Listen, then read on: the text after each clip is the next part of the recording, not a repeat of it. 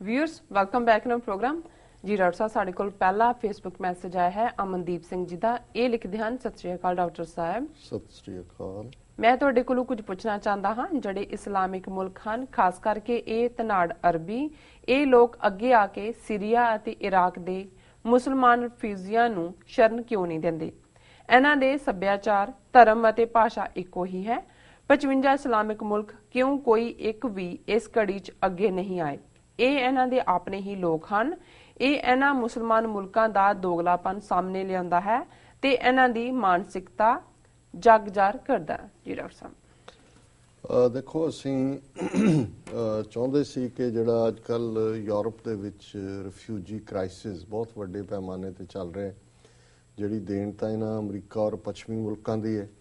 ਜਿਸ ਤਰੀਕੇ ਨਾਲ ਇਹਨਾਂ ਨੇ ਮਿਡਲ ਈਸਟ ਨੂੰ ਡੀਸਟੈਬਲਾਈਜ਼ ਕਰਨ ਦੀ ਲਾਈਨ, ਕਿਉਂਕਿ ਜੇ ਉਹਨਾਂ ਦੇ ਕੋਲ ਆਇਲ ਨਾ ਹੁੰਦਾ ਤੇ ਇਹਨਾਂ ਦੀ ਕੋਈ ਦਿਲਚਸਪੀ ਉਹਦੇ 'ਚ ਨਾ ਹੁੰਦੀ। ਔਰ ਗੱਲ ਮੈਂ ਕੱਲ ਹੀ ਕਿਸੇ ਦੀ ਕੋਟ ਦੇਖ ਰਿਹਾ ਸੀ, ਉਹਨੇ ਕਿਹਾ ਕਿ ਵੀ ਜੇ ਅੱਲਾ ਨਾ ਹੋਏ ਤੇ ਫਿਰ ਆਇਲ ਹੈ, ਕਿਉਂਕਿ ਇਹਨਾਂ ਦਾ ਕੋਈ ਅੱਲਾ ਨਾਲ ਲੜਾਈ ਨਹੀਂ ਹੈ, ਇਹਨਾਂ ਦਾ ਪਿਆਰ ਆਇਲ ਨਾਲ ਹੈ ਜੀ। ਫਿਰ ਉਹਨੇ ਕਿਹਾ ਜੀ ਜੇ ਜੀਸਸ ਦਾ ਮਤਲਬ ਹੈ ਡਾਇਮੰਡਸ। ਹੁਣ ਜਿੱਥੇ ਅਫਰੀਕਾ 'ਚ ਜਾ ਕੇ ਕ੍ਰਿਸਚੀਅਨਿਟੀ ਦਾ ਪ੍ਰਚਾਰ ਕਰਦੇ ਨੇ ਜਾਂ ਬਣੇ ਹੋਏ ਨੇ ਕਿ ਵੀ ਇਹਨਾਂ ਦਾ ਕ੍ਰਿਸਚੀਅਨਿਟੀ ਵੀ ਇੱਕ ਕਵਰ ਹੈ, ਨਾਲ ਬੇਸਿਕ ਗੱਲ ਹੈ ਇਹਨਾਂ ਦੀ ਕਿ ਇਹਨਾਂ ਨੇ ਉਹ ਡਾਇਮੰਡ ਕੱਢਣ, ਜਿੰਨੇ ਹੁਣ ਸੀਰਾ ਲਿਓਨ ਦੂਜੇ ਤੀਜੇ ਮੁਲਕਾਂ ਜੋ ਚੱਲ ਰਿਹਾ ਹੁੰਦਾ ਉੱਥੇ ਈਵਨ ਤਨਾੜ ਅਮਰੀਕਨਾਂ ਨੇ ਆਪਣੀਆਂ ਪ੍ਰਾਈਵੇਟ ਆਰਮੀਜ਼ ਬਣਾਈਆਂ ਹੋਈਆਂ ਔਰ ਉੱਥੇ ਲੋਕਾਂ ਨੂੰ ਇੰਨਾ ਡਰਾਇਆ ਸੀ, ਭੂਤਾਂ ਪ੍ਰੇਤਾਂ ਦੀ ਗੱਲ ਕਰਕੇ ਹਟੇ ਆ ਇਹਨਾਂ ਦੇ ਵਡਭਾਗ ਸਿੰਘਿਆਂ ਜਾਂ ਦੂਜਿਆਂ ਦੀ ਜੀ। ਔਰ ਇਹਨਾਂ ਦੇ ਚਰਚ ਦੇ ਵਿੱਚ ਵੀ ਇਸ ਕਿਸਮ ਦੀ ਇਹਨਾਂ ਦੀ ਤਾਂ ਇੱਕ ਪ੍ਰੈਕਟਿਸ, ਉਹਨੂੰ ਐਕਸੋਰਜਨ ਕਹਿੰਦੇ ਨੇ।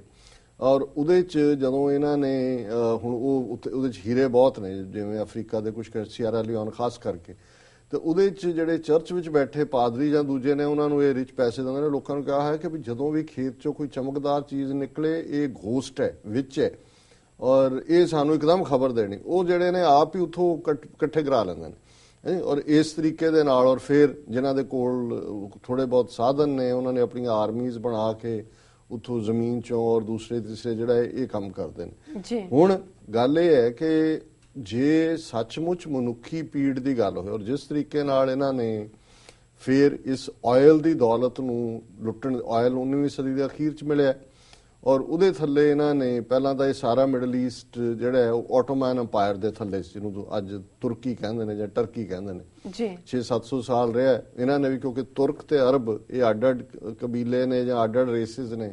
ਸੋ ਤੁਰਕਾਂ ਨੇ ਵੀ ਉਹਨਾਂ ਦੇ ਉੱਤੇ ਬੜੇ ਜ਼ੁਲਮ ਕੀਤੇ। ਅਖੀਰ ਪਹਿਲਾ ਸੰਸਾਰ ਜੰਗ ਹੋਇਆ ਔਰ ਪਹਿਲੇ ਸੰਸਾਰ ਜੰਗ ਦੇ ਵਿੱਚ ਜਿਹੜਾ ਆਟੋਮਨ ਅੰਪਾਇਰ ਹੈ ਉਹ ਜਰਮਨੀ ਦੇ ਨਾਲ ਸੀ, ਜਰਮਨੀ, ਔਰ ਨਤੀਜੇ ਦੇ ਤੌਰ ਤੇ ਹਾਰ ਹੋਈ ਤੇ ਸਾਰਾ ਮਿਡਲ ਈਸਟ ਜਿਹੜਾ ਉਹਦੇ ਹੱਥੋਂ ਨਿਕਲ ਗਿਆ। ਅਤਾ ਤੁਰਕ ਜਿਹਨੂੰ ਕਹਿੰਦੇ ਨੇ ਉਹ ਲੜਦਾ ਰਿਹਾ ਔਰ ਉਹਨਾਂ ਕੁ ਹਿੱਸਾ ਅੱਜ ਤੁਰਕੀ ਦਾ ਹੈਗਾ ਜਿਹੜਾ ਕਿ ਕਦੇ ਵਾਸਟ ਆਟੋਮਨ ਅੰਪਾਇਰ ਸੀ ਜੀ। ਹੁਣ ਇਹ ਜਿਹੜੇ ਸਾਰੇ ਦੇਸ਼, ਉਦੋਂ ਤੱਕ ਤੇਲ ਨਿਕਲ ਚੁੱਕਾ ਸੀ ਔਰ ਉੱਥੇ ਮਿਡਲ ਈਸਟ ਦੇ ਵਿੱਚ ਤੇਲ ਸੀ।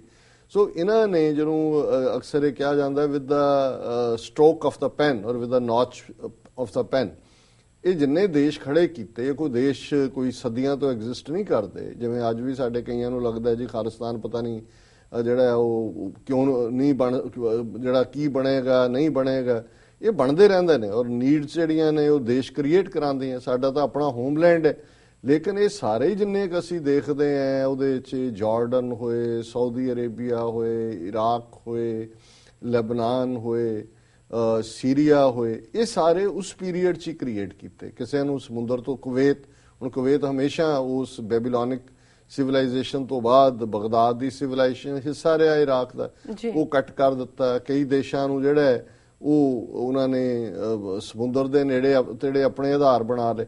ਸੋ ਕੁੱਲ ਮਿਲਾ ਕੇ ਅਸੀਂ ਸਮਝਦੇ ਹਾਂ ਵੀ ਇਹ 1920 ਦਾ ਜਿਹੜਾ ਸ਼ੁਰੂ ਹੋਇਆ ਪਾਰਟ ਸੀ ਫਸਟ ਵਰਲਡ ਵਾਰ ਤੋਂ ਬਾਅਦ, 100 ਸਾਲ ਬਾਅਦ ਹੁਣ ਵੀ ਉਹੀ ਇੰਟਰਫੇਰੈਂਸ ਹੈ। ਪਰ ਇਹ ਜਿਹੜੇ ਉਹਨਾਂ ਤੇਲ ਦੇ ਜ਼ਖੀਰਿਆਂ ਦੇ ਉੱਤੇ ਕਾਮਨ ਬੰਦਾ ਤਾਂ ਨਹੀਂ ਹੈ, ਉਹ ਵਿਚਾਰੇ ਤਾਂ ਉਸੇ ਤਰ੍ਹਾਂ ਹੀ ਮਰਸੀ ਤੇ ਨੇ ਜਿੰਨਾ ਕਿ ਸ਼ੇਖਡਮ ਹੈ। ਹੁਣ ਇਹ ਲੋਕਤੰਤਰ ਦੀਆਂ ਗੱਲਾਂ ਕਰਨ ਵਾਲਿਆਂ ਨੇ ਐਮਪਾਵਰ ਕਿਹਨਾਂ ਨੂੰ ਕੀਤਾ? ਇੱਕ ਘਰਾਨਾ, ਸਾਊਦ ਘਰਾਨਾ ਜਿੱਥੋਂ ਸਾਊਦੀ ਅਰੇਬੀਆ ਜੀ, ਉਹਨਾਂ ਨੂੰ ਪਾਵਰ ਦੇ ਦਿੱਤੀ। ਮੱਕਾ ਮਦੀਨਾ ਵੀ ਉਹਨਾਂ ਦੇ ਕੰਟਰੋਲ 'ਚ ਹੈ। ਇਸੇ ਤਰ੍ਹਾਂ ਜਾਰਡਨ ਦਾ ਕਿੰਗ ਹੈ, ਇਸੇ ਤਰ੍ਹਾਂ UAE, ਦੂਜੇ ਸਭ ਸ਼ੇਖ ਨੇ, ਇਹਨਾਂ ਦੇ ਫੈਮਿਲੀ ਘਰਾਨੇ, ਅੱਗੋਂ ਉਹਨਾਂ ਦੇ Prince, crown Prince, little Prince ਔਰ ਪੂਰੇ ਟ੍ਰਾਈਬ ਉਹਨਾਂ ਦੇ ਨੇ। ਆਮ ਲੋਕ ਉਹਨਾਂ ਦੀ ਮਰਜ਼ੀ ਤੇ ਨੇ, ਬੇਸ਼ੱਕ ਕੁਛ ਨੇ ਉਹਨਾਂ ਨੂੰ ਚੰਗੇ ਟਰੀਟ ਕੀਤਾ, ਆਮ ਲੋਕਾਂ ਨੂੰ ਸਹੂਲਤਾਂ ਨੇ, ਪਰ ਕੁੱਲ ਮਿਲਾ ਕੇ ਜਿਹੜੇ ਲੋਕਤੰਤਰ ਦੀ ਗੱਲ ਕਰਨ ਵਾਲਿਆਂ ਨੇ ਇਹਨਾਂ ਨੇ ਉਹੀ ਸ਼ੇਖੜਮ ਉੱਥੇ ਥੋਪਿਆ ਹੋਇਆ। ਫਿਰ ਇਹਨਾਂ ਨੂੰ ਇਹ ਲੱਗਣ ਲੱਗ ਗਿਆ ਵੀ ਜਿਉਂ-ਜਿਉਂ ਪ੍ਰਭਾਵ ਜਿਹੜਾ ਉਸਾਮਾ ਤੋਂ ਬਾਅਦ ਜਾਂ ਉਸ ਤੋਂ ਪਹਿਲਾਂ ਵੀ ਰਿਵਾਈਵਲ ਮੂਵਮੈਂਟਸ ਤਾਂ ਚੱਲਦੀਆਂ ਰਹਿੰਦੀਆਂ ਨੇ, ਹਰ ਧਰਮ 'ਚ ਚੱਲਦੀਆਂ, ਕਿ ਵੀ ਇਹ ਨਾ ਹੋਏ ਵੀ ਇਹ ਜਿਹੜੇ ਸ਼ੇਖ ਨੇ ਇਹਨਾਂ ਨੂੰ ਥਰੋ ਆਊਟ ਕੀ, ਜਿਵੇਂ ਇਜਿਪਟ ਦੇ ਵਿੱਚ ਇਸਲਾਮਿਕ ਬ੍ਰਦਰਹੁੱਡ ਦਾ ਵੱਡਾ ਚੈਲੰਜ ਆਇਆ, ਜਾਂ ਵਹਾਬੀ ਇਸਲਾਮ ਨੇ ਨਾ ਸਿਰਫ ਸਾਊਦੀ ਅਰੇਬੀਆ ਜੋ ਕੁਝ ਪਾਕਿਸਤਾਨ ਤੱਕ ਚੱਲ ਰਿਹਾ ਇਹਦੇ 'ਚ ਬਹੁਤ ਵੱਡਾ ਰੋਲ, ਉਹ ਸਾਰੀ ਸੋਚ ਹੈ ਜਿਨ੍ਹਾਂ 'ਚ ਜਿਹੜਾ ਉਹ ਪੈਸਾ ਵੀ ਇਨਵੋਲਵ ਹੈ। ਹੁਣ ਉਹਨਾਂ ਸਾਰਿਆਂ ਨੂੰ ਇਹਨਾਂ ਨੇ ਦੇਖਣਾ, ਇਹਨਾਂ ਨੇ ਕਿਹਾ ਨਹੀਂ ਆਪਣਾ ਡਾਇਰੈਕਟ ਚੰਕ ਰੱਖੋ। ਪਹਿਲਾਂ ਇਜ਼ਰਾਈਲ 1948 'ਚ ਕ੍ਰੀਏਟ ਕੀਤਾ, ਉਹਦੇ ਰਾਹੀਂ ਯੂਜ਼ ਕਰਦੇ ਰਹੇ। ਸੋ ਇਹ 2004 ਦੇ ਵਿੱਚ ਜਿਹੜਾ ਇਰਾਕ ਦੇ ਉੱਤੇ ਹਮਲਾ ਔਰ ਉਸ ਤੋਂ ਬਾਅਦ ਲੇਟਲੀ ਸੀਰੀਆ ਨੂੰ ਡੀਸਟੈਬਲਾਈਜ਼ ਕੀਤਾ, ਇਹ ਕਹਿ ਕੇ ਜੀ ਫਲਾਣੇ ਤੇ ਜਿਨ੍ਹਾਂ ਗਰੁੱਪਾਂ ਨੂੰ, ਔਰ ਅੱਜ ਜਿਹੜਾ ਆਈਸਿਸ ਔਰ ਦੂਸਰੇ ਬਣੇ ਬਹੁਤ ਸਾਰੇ ਉਹ ਨੇ ਜਿਹੜੇ ਇਹਨਾਂ ਨੇ ਆਪ ਕੀਤੇ ਹੋਏ ਨੇ। ਔਰ ਇਸ ਸਾਰੇ ਦਾ ਨਤੀਜਾ ਹੁਣ ਇਹਨਾਂ ਨੇ ਤਾਂ ਵਨ ਸਾਈਡਡ ਪਲਾਨ ਬਣਾਈ ਕਿ ਉੱਥੇ ਤੁਸੀਂ ਆਪਣਾ ਜੱਫਾ ਕਿਵੇਂ ਕਾਇਮ ਰੱਖਣਾ ਜੀ। ਸਦਾਮ ਹੁਸੈਨ ਨੂੰ ਤੋਰਿਆ ਤੇ ਇਰਾਕ ਜਿਹੜਾ ਇਹਨਾਂ ਨੇ ਰਿਅਲਾਈਜ਼ ਨਹੀਂ ਕੀਤਾ ਇਹ ਤਾਂ ਲੋਕਤੰਤਰ ਦੇ ਨਾਂ ਥੱਲੇ ਦੇ ਇੱਕ ਹੋਰ ਸ਼ੀਆ ਕੰਟਰੀ ਕ੍ਰੀਏਟ ਹੋ ਗਈ ਈਰਾਨ ਦੇ ਨਾਲ ਲੱਗਦੀ। ਸੋ ਕੁੱਲ ਮਿਲਾ ਕੇ ਇਹਨਾਂ ਨੇ ਜਦੋਂ ਕਬਜ਼ਾ ਜਾਂ ਆਇਲ ਜਾਂ ਲੰਬਾ ਆਪਣੀ ਉੱਥੇ ਮੌਜੂਦਗੀ ਦੀ ਗੱਲ ਕੀਤੀ, ਇਸ ਕ੍ਰਾਈਸਿਸ ਨੂੰ ਉਹਨਾਂ ਨੇ ਕੈਲਕੂਲੇਟ ਹੀ ਨਹੀਂ ਕੀਤਾ ਕਿ ਵੀ ਕਿਸ ਲੈਵਲ ਤੇ ਲੋਕ ਸਫਰ ਹੋਣਗੇ, ਲੋਕ ਸਫਰ ਕਰਨਗੇ, ਉਹਨਾਂ ਦਾ ਕੀ ਹੋਏਗਾ।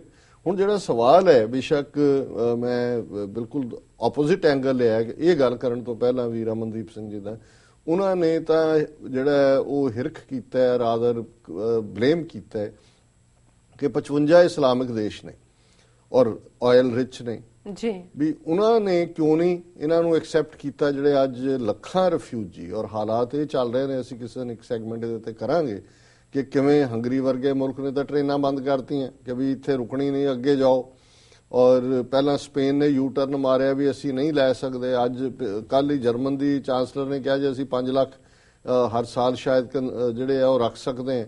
ਪਰ ਕੁੱਲ ਮਿਲਾ ਕੇ ਇੰਗਲੈਂਡ ਨੇ ਵੀ ਕਿਹਾ, ਪਰ ਜਿੰਨਾ ਨੰਬਰ ਹੈ ਹੁਣ ਸਾਰਾ ਮਿਡਲ ਈਸਟ ਉੱਠ ਕੇ ਯੂਰਪ ਚ ਆ ਜਾਏਗਾ, ਕੀ ਹੋਏਗਾ ਅਲਟੀਮੇਟਲੀ। ਜੀ ਜੀ ਹੁਣ ਆਲਰੇਡੀ ਯੂਰਪ ਦੇ ਵਿੱਚ ਤੁਸੀਂ ਵੀ ਸਮਝਦੇ ਹੋ, ਤੁਹਾਡੇ ਬ੍ਰਦਰ ਰਹਿੰਦੇ ਨੇ ਇਟਲੀ, ਦੂਜੀਆਂ ਥਾਵਾਂ ਤੇ ਬਾਕੀ ਵੀ ਰਿਸ਼ਤੇਦਾਰ ਨੇ ਬਹੁਤਿਆਂ ਦੇ, ਕਿ ਅਨਐਮਪਲੋਇਮੈਂਟ ਦਾ ਉੱਥੇ ਕੀ ਹਾਲ ਹੈ, ਬੁਰਾ ਹਾਲ। ਔਰ ਕੱਲ ਹੀ ਜਦੋਂ ਮੈਂ ਕੈਲੀਫੋਰਨੀਆ ਸੀ ਤੇ ਇੱਕ ਬੀਬੀ ਜੀ ਜਿਹੜੇ ਉੱਥੋਂ, ਜਿਨ੍ਹਾਂ ਦੇ 2 ਬ੍ਰਦਰ ਉੱਥੇ ਰਹਿੰਦੇ ਨੇ ਇਟਲੀ 'ਚ, ਉਹ ਕਹਿ ਰਹੇ ਸੀ ਜੀ 15 ਸਾਲ ਉੱਥੇ ਰਹੇ ਨੇ, ਭਾਵੇਂ ਕਾਗਜ਼ ਪੱਤਰ ਵੀ ਮਿਲ ਗਏ, ਕੰਮ ਨਹੀਂ ਆ, 15 ਸਾਲ ਬਾਅਦ ਉਹ ਵਾਪਸ ਆ ਰਹੇ ਨੇ ਕਿ ਹੁਣ ਪਿੰਡਾਂ 'ਚ ਵੀ ਕੁਝ ਨਹੀਂ ਹੈ ਤੇ ਉੱਥੇ ਵੀ ਕੁਝ। ਜੇ ਆਲਰੇਡੀ ਉੱਥੇ ਐਗਜ਼ਿਸਟਿੰਗ ਜਿਹੜੇ ਨੇ ਉਹਨਾਂ ਦੇ ਕੋਲ ਕੰਮ ਨਹੀਂ ਹੈ, ਤੇ ਇਹ ਜਿਹੜੇ ਲੱਖਾਂ ਇਸਲਾਮ 'ਚ ਯਕੀਨ ਰੱਖਣ ਵਾਲੇ, ਜਿਨ੍ਹਾਂ ਬਾਰੇ ਪਹਿਲਾਂ ਹੀ ਇੰਨਾ ਕੁ ਜ਼ੀਨੋਫੋਬੀਆ ਤਾਂ ਹੈ ਹੀ ਹੈ, ਮਤਲਬ ਐਂਟਾਈ ਮੁਸਲਿਮ ਐਟੀਟਿਊਡ ਹੈ ਯੂਰਪ ਦਾ, ਯੂਰਪ ਆਪਣੇ ਆਪ ਨੂੰ ਵਾਈਟ ਮੈਨਸ ਕੰਟੀਨੈਂਟ ਕਹਿੰਦਾ। ਹੁਣ ਇਹ ਹਾਲਾਤ ਕਿੱਧਰ ਨੂੰ ਜਾ ਰਹੇ ਨੇ, ਔਰ ਅਸੀਂ ਸਮਝਦੇ ਹਾਂ ਕਿ ਫਿਰ ਵੀ ਜਦੋਂ ਅਸੀਂ ਇੱਕ ਪਾਸੇ ਤਾਂ ਪੱਛਮੀ ਦੇਸ਼ਾਂ ਦੀ ਨੂੰ ਕੰਡੈਮ ਕੀਤਾ, ਔਰ ਕਿਉਂਕਿ ਬਹੁਤ ਸਾਰੇ ਇਸ ਕ੍ਰਾਈਸਿਸ ਲਈ ਇਹੀ ਜ਼ਿੰਮੇਵਾਰ ਨੇ, ਕਲੋਨੀਅਲ ਮੈਪ ਮੇਕਿੰਗ। ਹੁਣ ਸਾਡਾ ਕ੍ਰਾਈਸਿਸ ਕੀ ਹੈ, ਸਿੱਖ ਕੌਮ ਕਿਉਂ ਸਫਰ ਕਰ ਰਹੀ ਹੈ, ਕਸ਼ਮੀਰੀ ਕਿਉਂ ਸਫਰ ਕਰ ਰਹੇ, ਇਹ ਵੀ ਮੈਪ ਮੇਕਿੰਗ ਮਿਸਚਿਫ ਹੈ। ਗੋਰਿਆਂ ਨੇ ਆਪਣਾ ਸਮਾਨ ਸਮੂਨ ਬੰਨਿਆ, ਤੁਰ ਪਏ, ਉਹਨਾਂ ਨੇ ਦੇਖਿਆ ਵੀ ਇਹ ਕੌਮ ਹੈ, ਤੁਸੀਂ ਅੱਧੀ ਇੱਧਰ ਛੱਡ ਦਿੱਤੀ ਹੈ, ਅੱਧੀ ਇੱਧਰ ਹੈ, ਤਾਂ ਤੁਸੀਂ ਕੋਈ, ਔਰ ਵਿੱਚੇ ਹੀ ਅਨਫਿਨਿਸ਼ਡ।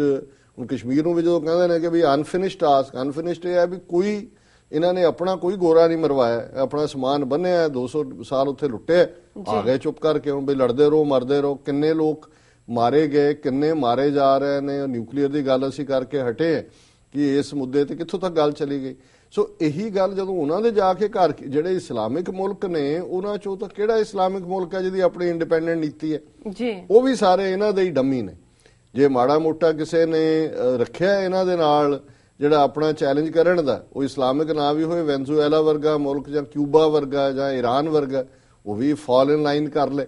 ਸੋ ਕੁੱਲ ਮਿਲਾ ਕੇ ਇਹਦੇ 'ਚ ਕੋਈ ਸ਼ੱਕ ਨਹੀਂ ਹੈ ਕਿ ਇਹ ਜਿਹੜਾ ਵੀ ਜੋ ਚੱਲ ਰਿਹਾ ਇਹ ਬੜਾ ਖਤਰਾ, ਅਸੀਂ ਮਨੁੱਖੀ ਪੱਖ ਤੋਂ ਦੇਖਦੇ ਹਾਂ। ਔਰ ਇੱਕ ਹੋਰ ਈਮੇਲ ਵੀ ਇੱਕ ਵੀਰ ਦੀ ਆਈ ਹੋਈ ਹੈ, ਉਹਨੇ ਇਵਨ ਸਿੱਖਾਂ ਦੇ ਹਵਾਲੇ ਨਾਲ ਕਿ ਵੀ ਇਹ ਸਾਡੇ ਅਸਾਈਲਮ ਸੀਕਰਸ ਨੂੰ ਕਿਵੇਂ ਇਫੈਕਟ ਕਰੇਗਾ, ਦੂਸਰਾ ਕਿਵੇਂ ਕਰੇਗਾ। ਅਜੇ ਤਾਂ ਜਦੋਂ ਇਹ UN ਦੇ ਵਿੱਚ ਇਸ਼ੂ ਆਇਆ, ਅਮਰੀਕਾ ਨੂੰ ਵੀ ਲੈਣੇ ਪੈਣ, ਜਿਵੇਂ ਅਮਰੀਕਾ ਨੇ ਬਹੁਤ ਸਾਰੇ ਰੋਹਿੰਗਾ ਮੁਸਲਮਾਨਾਂ ਨੂੰ ਵੀ ਲਿਆ, ਬਰਮਾ ਵਾਲਿਆਂ ਨੂੰ, ਉਸ ਤੋਂ ਪਹਿਲਾਂ ਨੇਪਾਲ ਕ੍ਰਾਈਸਿਸ ਵੀ ਇਹਨਾਂ ਨੇ ਲਏ ਨੇ, ਹੋਰਨਾਂ ਥਾਵਾਂ ਤੇ ਵੀ, ਅਮਰੀਕਨ ਵੀ। ਲੇਕਿਨ ਇਹ ਚੰਕ ਵੀ ਜਿਹੜਾ ਹੈ ਅਮਰੀਕਾ 'ਚ ਵੀ ਇਹ ਸਾਨੂੰ ਲੱਗਦਾ ਵੀ ਇਫੈਕਟ ਨਹੀਂ ਹੋਏਗਾ, ਪਰ ਯੂਰਪ ਇਸ ਵੇਲੇ ਇਸ ਸਾਰੇ ਦੇ ਵਿੱਚ ਬਿਲਕੁਲ ਉਲਝਿਆ ਹੋਇਆ। ਆਲਰੇਡੀ ਉਹਨਾਂ ਦੀ ਇਕਨੋਮੀ ਸਫਰ ਕਰ ਰਹੀ ਸੀ। ਹੁਣ ਗ੍ਰੀਸ ਵਰਗੇ ਮੁਲਕ ਦੇ ਜਿੰਨੇ ਉਹਨਾਂ ਦੇ ਆਈਲੈਂਡ ਨੇ ਭਰੇ ਹੋਏ ਨੇ, ਔਰ ਤੁਸੀਂ ਦੇਖਦੇ ਹੋ ਛੋਟੇ ਛੋਟੇ ਬੱਚੇ, ਬੀਬੀਆਂ। ਹੁਣ ਅਸੀਂ ਜਦੋਂ ਤੁਸੀਂ ਹਿਊਮੈਨਿਟੇਰੀਅਨ ਐਂਗਲ ਦੇਖਦੇ ਹੋ, ਫਿਰ ਕਈ ਚੀਜ਼ਾਂ ਤੁਹਾਡੀਆਂ ਅੱਖਾਂ ਸਾਹਮਣੇ ਆਉਂਦੀਆਂ ਨੇ। ਮਤਲਬ ਮੈਨੂੰ ਅਕਸਰ ਆਪਣੇ ਪੇਰੈਂਟਸ ਦੀ ਕਹਾਣੀ ਜਾਂ ਮਾਤਾ ਜੀ ਨੇ ਜਦੋਂ 47 ਦੇ ਪੀਰੀਅਡ 'ਚ ਤੁਸੀਂ ਸਭ ਕੁਝ ਛੱਡ ਛਡਾ ਕੇ ਨਿਕਲਦੇ ਹੋ, ਤਿੰਨਾਂ ਕੱਪੜਿਆਂ 'ਚ, ਕਾਫਲਿਆਂ 'ਚ, ਕਿਵੇਂ ਬੇਘਰ ਹੋਣ ਵਾਲੀ ਗੱਲ ਹੁੰਦੀ ਹੈ, ਔਰ ਕਿਵੇਂ ਈਵਨ ਲੂਣ ਦਾ ਖਿੱਟਾ ਉਹ ਦੱਸਦੇ ਹੁੰਦੇ ਸੀ ਕਿ ਜੀ ਮਤਲਬ ਹੁਣ ਨਹੀਂ ਹੈ, ਉਹ ਕੱਢਿਆ ਉਹਦੇ 'ਚ ਸਬਜ਼ੀ 'ਚ ਘੁਮਾਇਆ, ਫਿਰ ਪਾ ਲਿਆ। ਲੋਕ ਲੂਣ ਖੁਣੋਂ ਹੀ ਮਰ ਜਾਂਦੇ ਸੀ ਜਾਂ ਮਰੇ ਰਾਹ 'ਚ ਕਾਫਲਿਆਂ 'ਚ। ਔਰ ਇਹ ਗੱਲ ਕਰਨੀ ਸਾਡੀ ਨਹੀਂ ਹੈ। ਜਿਹੜੇ ਇਧਰੋਂ ਗਏ ਈਸਟ ਪੰਜਾਬ 'ਚੋਂ ਮਾਰੇ ਕੁੱਟੇ, ਦੂਜੇ ਕਿਵੇਂ ਜਿਹੜੇ ਹੈ ਰਾਹ 'ਚ ਬਿਮਾਰੀਆਂ, ਰਾਹ 'ਚ ਹਮਲੇ, ਔਰ ਦੂਸਰਾ। ਸੋ ਮੈਂ ਜਦੋਂ ਇਹਨਾਂ ਸਾਰਿਆਂ ਨੂੰ ਦੇਖਦਾ, ਔਰ ਜਦੋਂ ਅਸੀਂ ਈਵਨ ਕੁਝ ਸਾਡੇ ਜਿਹੜੇ ਵਿਊਅਰ ਨੇ ਲਿਖਦੇ ਨੇ, ਜਿਵੇਂ ਇੱਕ ਬੀਬੀ ਜੀ ਨੇ ਲਿਖਿਆ ਜਦੋਂ ਖਾਲਿਸਤਾਨ ਦੇ ਹਵਾਲੇ ਨਾਲ, ਉਹਨਾਂ ਨੇ ਕਿਹਾ ਜੀ ਅਸੀਂ ਟਵਾਈਸ ਡਿਸਪਲੇਸਡ ਹੈ ਜੀ। ਹੁਣ ਤੁਸੀਂ ਸਾਨੂੰ 47 'ਚ ਅਸੀਂ ਉਜੜੇ, ਸਾਡੇ ਟੱਬਰਾਂ ਨੇ ਇਹ ਸਫ਼ਰ ਕੀਤਾ। 84 'ਚ ਜੋ ਅਸੀਂ 37 ਸਾਲ 'ਚ ਬਣਾਇਆ ਸੀ, ਉਹ 84 'ਚ ਸਾਡਾ ਉਜੜ ਗਿਆ। ਕੋਈ ਜੀ ਮਾਰੇ ਗਏ, ਕੋਈ ਲੁੱਟੇ ਗਏ।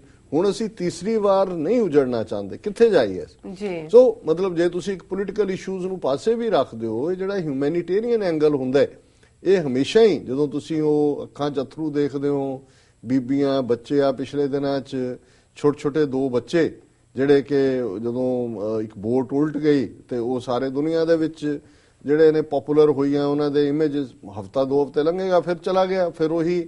ਸੋ ਕਹਿਣ ਦਾ ਮਤਲਬ ਇਹ ਹੈ ਵੀ ਇਸ ਵੇਲੇ ਇਹਨਾਂ ਦੇ ਵਿੱਚ ਵੀ ਜਿਹੜੇ ਨੇ ਬਹੁਤ ਸਾਰਾ ਕਿਸੇ ਦਾ ਕੋਈ ਕੰਟਰੋਲ ਨਹੀਂ ਹੈ। ਔਰ ਅਨਫੋਰਚੂਨੇਟਲੀ ਮੈਂ ਸਮਝਦਾ ਵੀ ਹਾਲਾਂ ਇਸਲਾਮ 'ਚ ਜਿਹੜਾ ਸਭ ਤੋਂ ਪਹਿਲਾਂ ਆਪਣੇ ਪਰਿਵਾਰ ਔਰ ਆਪਣੇ ਕਬੀਲੇ, ਆਪਣੇ ਮਜ਼ਹਬ ਦੇ ਲੋਕਾਂ ਦੀ ਦੇਖਭਾਲ, ਜ਼ਕਾਤ ਦਾ ਕਨਸੈਪਟ ਹੀ ਇਸ ਤੇ ਬੇਸਡ ਹੈ। ਔਰ ਇਹਨੇ ਜਿਹੜੀ ਇਹਨਾਂ ਦੀ OIC ਜਾਂ ਦੂਸਰੇ, ਮੈਨੂੰ ਵੀ ਇਸ ਗੱਲ ਦੀ ਹੈਰਾਨੀ ਹੈ ਕਿ ਇੰਨਾ ਵੱਡਾ ਕ੍ਰਾਈਸਿਸ ਹੈ, ਜਿਹੜੀ ਆਇਲ ਇਹਨਾਂ ਦੀ ਵੱਡੀ OIC ਸ਼ਾਇਦ ਉਹਨੂੰ ਕਹਿੰਦੇ ਨੇ, ਜਿਹੜੀ ਬਾਡੀ ਹੈ, ਜੋ ਕਿੱਥੇ ਨੇ ਸਾਰੀਆਂ।